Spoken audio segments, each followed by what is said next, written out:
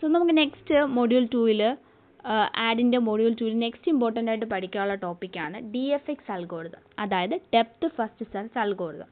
Algorithm നോക്കിക്കുക, algorithm DFX D, U നമുക്കൊരു graph തന്നിട്ടുണ്ടാകും. ആ ഗ്രാഫിൽ വെർട്ടെക്സിന് നമ്മൾ ആദ്യം U അൺവിസിറ്റഡ് ആയിട്ട് നമ്മൾ എന്ത് ചെയ്യും, മാർക്ക് ചെയ്യും.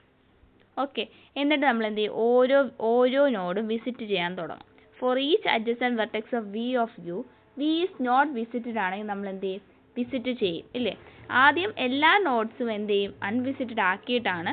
ഇപ്പോൾ എക്സ് എന്ന് പറയുന്ന ഒരു നോഡ് അൺവിസിറ്റഡ് ആണെങ്കിൽ DFX G of X എന്ത് ചെയ്യും, ആ എക്സിനെ വിസിറ്റ് ചെയ്യും.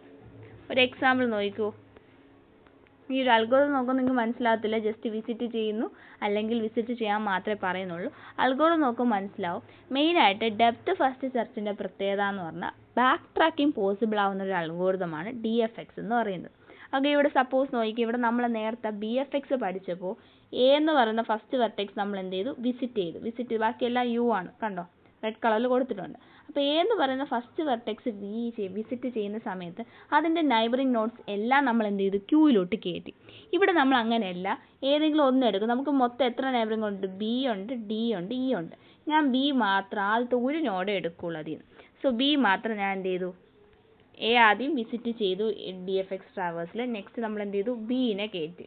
അപ്പോൾ A B ആയി. ഓക്കെ, Bനെ എന്ത് ചെയ്തു, വിസിറ്റ് ചെയ്തു, കണ്ടോ, Bനെ ഞാൻ എന്ത് ചെയ്തു, വിസിറ്റ് ചെയ്തു. Bനെ വിസിറ്റ് ചെയ്തതിന് ശേഷം Bയുടെ നെക്സ്റ്റ് നൈബറിംഗ് നോഡ് നോക്കുക. Bയുടെ നൈബറിംഗ് നോഡ് എന്താണ്, F ആണല്ലേ. Fനെ എന്ത് ചെയ്യുക, അൺവിസിറ്റഡ് ആയ Fനെ എന്ത് ചെയ്യുക, വിസിറ്റ് ചെയ്യുക. അപ്പോൾ എങ്ങനെ കിട്ടും, ABF എന്ന് കിട്ടും. ഓക്കെ, അപ്പോൾ Fനെ വിസിറ്റ് ചെയ്തു. Fന് അഗെയിൻ നൈബറിംഗ് നോഡ്സ് ഉണ്ട്, ആരുണ്ട്, I ഉണ്ട്. Iനെ എന്ത് ചെയ്യുക, വിസിറ്റ് ചെയ്യുക. I ഉണ്ട്, G ഉണ്ടല്ലോ, രണ്ട് നൈബറിംഗ് നോഡ്സ് ഉണ്ട് F. അപ്പോൾ ഇത് രണ്ടെണ്ണത്തിൽ ഏതെങ്കിലും ഒന്ന് എടുക്കും. ഞാനിപ്പോൾ G ആണ് എടുക്കണമെങ്കിൽ അടുത്ത് G വരും. നെക്സ്റ്റ് Gക്ക് എന്തെങ്കിലും നൈബറിംഗ് നോഡ്സ് ഉണ്ടോ, ഉണ്ട്, C ഉണ്ടല്ലേ. സോ C അടുത്ത് വരും. അടുത്ത് Cക്ക് എന്തെങ്കിലും നൈബറിംഗ് നോഡ്സ് ഉണ്ടോ, അതാരാണ്, B ആണല്ലേ. സോ B ഓൾറെഡി നമ്മൾ വിസിറ്റ് ചെയ്തു. സോ നമ്മൾ എന്ത് ചെയ്യും, ബാക്ക് ട്രാക്ക് ചെയ്യും. അതായത് Cയിൽ നിന്ന് തിരിച്ച് Gയിലോട്ട്, Gയിൽ നിന്ന് Fയിലോട്ട്, Fയിൽ നിന്ന് എങ്ങോട്ട് വരും, Fയിൽ നമ്മൾ ഒരെണ്ണം എടുത്തുള്ളൂ, G എടുത്തുള്ളൂ. Fന് നമ്മൾ ബാക്ക് ട്രാക്ക് ചെയ്യുമ്പോൾ ആരെടുക്കും, നെക്സ്റ്റ് I നോഡ് എടുക്കും. I നമ്മൾ വിസിറ്റ് ചെയ്തിട്ടില്ല, I നമ്മൾ വിസിറ്റ് ചെയ്തതിന് ശേഷം Iയിൽ നിന്ന് തിരിച്ച് വീണ്ടും ബാക്ക് ട്രാക്ക് ചെയ്യും. അതിൽ നിന്ന് അടുത്ത നോഡിന് എങ്ങോട്ടാണ്, Hലോട്ടാണ്. ബാക്ക് ട്രാക്ക് ചെയ്യില്ല, അടുത്ത Hലോട്ട് പോകും. H എന്ത് ചെയ്യും, വിസിറ്റ് ചെയ്യും. Hൻ്റെ അടുത്ത് നൈബറിംഗ് നോഡ്സ് ഉണ്ടോ, ഇല്ല. അപ്പോൾ Hലെത്തിക്കഴിഞ്ഞാൽ H വീണ്ടും എന്ത് ചെയ്യും, Iന്ന് ബാക്ക് ട്രാക്ക് ചെയ്യും. I പിന്നെ Cയിലോട്ട് പോകും.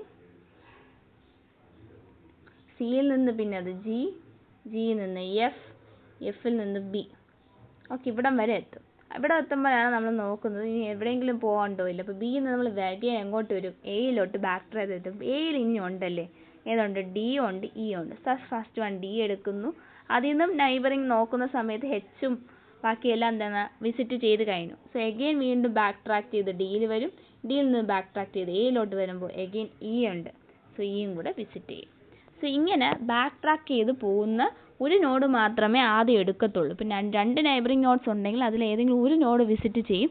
പിന്നെ ബാക്ക് ട്രാക്ക് ചെയ്ത് എല്ലാ നോഡ്സും വിസിറ്റ് ആവുന്ന ഒരു അൽഗോരിതമാണ് DFX എന്ന് പറയുന്നത്. ഓക്കെ, മനസ്സിലായല്ലോ. അതിൻ്റെ മെയിൻ ആപ്ലിക്കേഷൻസ് ആണ് ഈ കൊടുത്തിട്ടുള്ളത്. ഓക്കെ അല്ലേ.